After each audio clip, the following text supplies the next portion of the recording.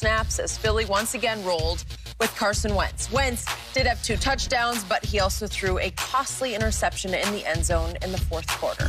Now joined by Orlando Scandrick. Orlando, so you were in the locker room when you played for the Eagles. So I got to ask you, a couple years ago, you had that experience. In your opinion, is it time to bench Carson Wentz?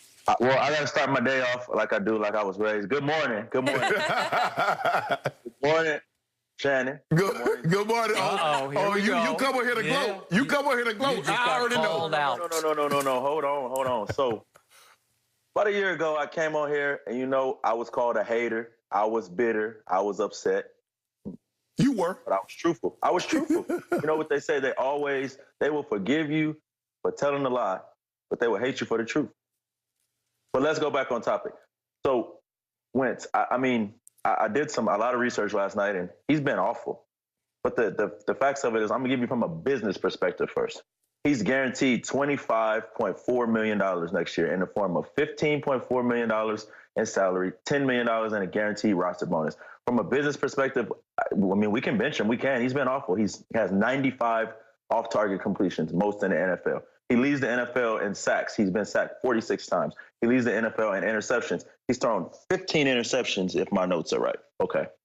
Now, you can bench Wentz, fire Dougie P, but you still got the same little weasel snake picking the players.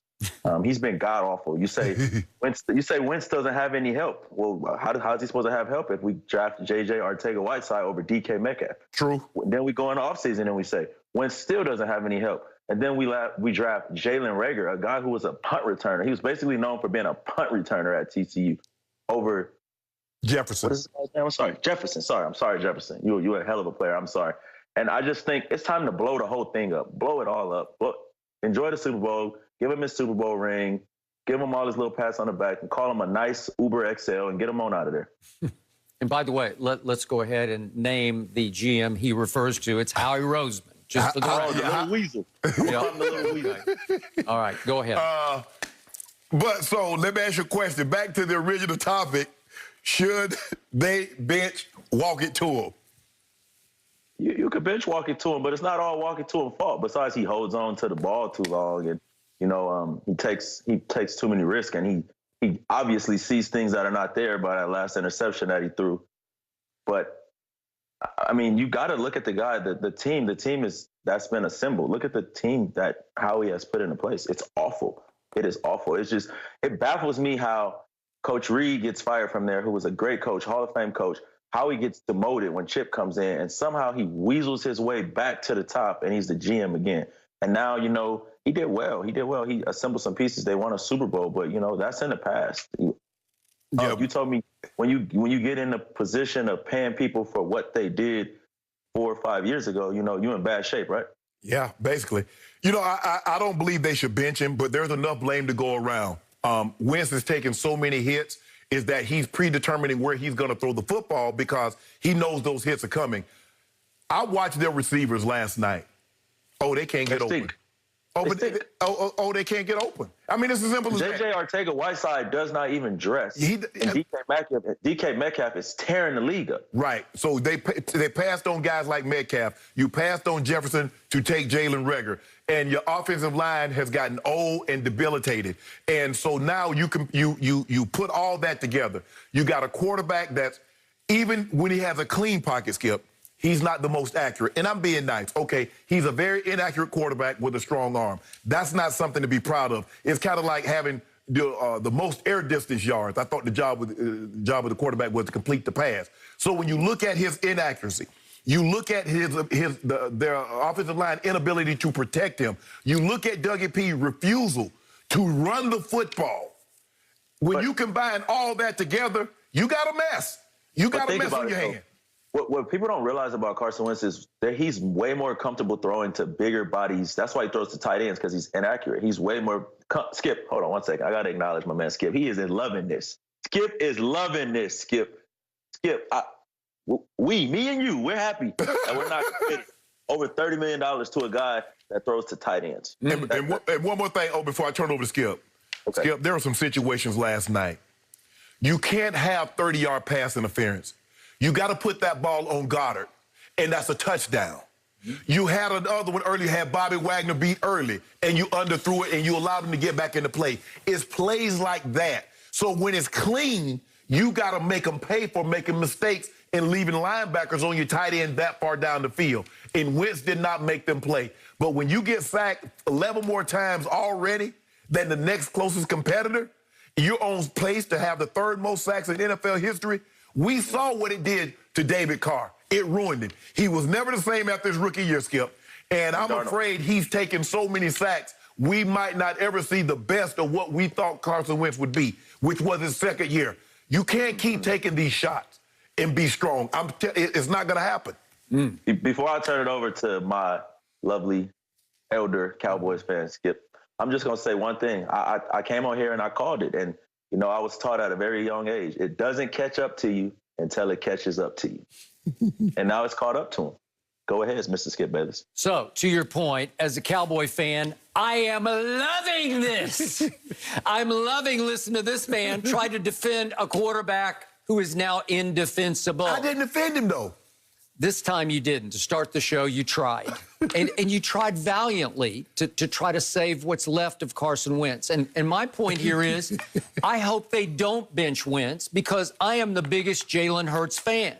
And I fear that Jalen Hurts, if inserted into the starting lineup, even, where do they go on the road? They have to go to Green Bay. Okay, so that's hard, right? Against the guy you say should be the GOAT, or he plays better than the GOAT. Jalen Hurts has intangibles, leadership intangibles, playmaking intangibles, even accuracy intangibles that Carson Wentz does not have. I've never been a fan. I've been consistent in this opinion since 2016.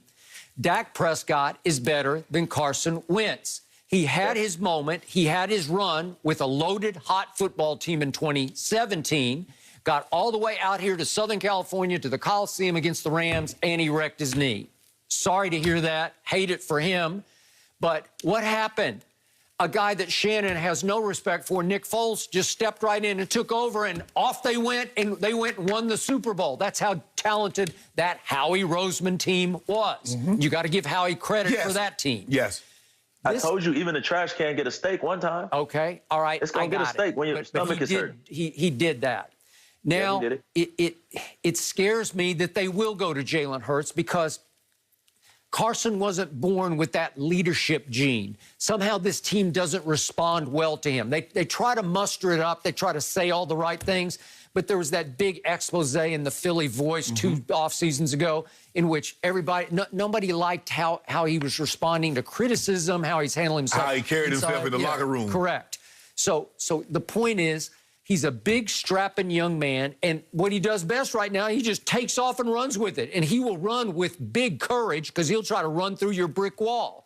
But as a passer, he's lost his way. His touch, his poise, his feel, his rhythm, he's just completely out of whack. And to Orlando's points, he's just running away with all the negative categories in the NFL, starting with sacks, going to interceptions, fumbles lost. He's a mess. And they're a mess right now, and maybe they will clean house. Maybe it's about to cost Doug Peterson his job, but again, they got one saving grace to me, and that is Jalen Hurts. And albeit all I got is somebody who worked at Alabama, and he lost his job to Tua, but then he came back in and saved them in the fourth quarter of the Georgia SEC championship game. And then at Oklahoma last year, he carried a miserable defense all the way to the college football playoffs, and they got obviously blown out by LSU. But that's Jalen Hurts, and that's what he would do for this team. And why they had some cockamamie plan last night to try to alternate them, I don't know what it was happening. I don't know what they were doing. If, in fact, he split snaps with Carson Wentz last week 50-50, that's pathetic because that's unfair to Carson Wentz. You know what it seems like to me, Skip? It seems like the reason why he didn't give Jalen Hurts more is that it got leaked that it was happening. Maybe. And so now all of a sudden, that ain't what we do. We just doing our normal things. And so to save face, because it got out. Yep. But there are also reports that ownership, up to Mr. Lurie, told Doug Peterson, if you want to bench him, bench him. Right. But to Orlando's final point. Yeah, go ahead. Not the case. The case is Carson Wentz is guaranteed to be on that team next year. And is nobody going to write out checks for $1.5 million per week to see somebody hold a clipboard? So the only solution in this is you have Jalen Hurts, and Jalen Hurts may be the answer. Clean house, get a new staff in, and let's see what Carson can do with a new staff before you just turn him off and before you just throw him away in the trash. He was the number 2 pick in the draft for a reason.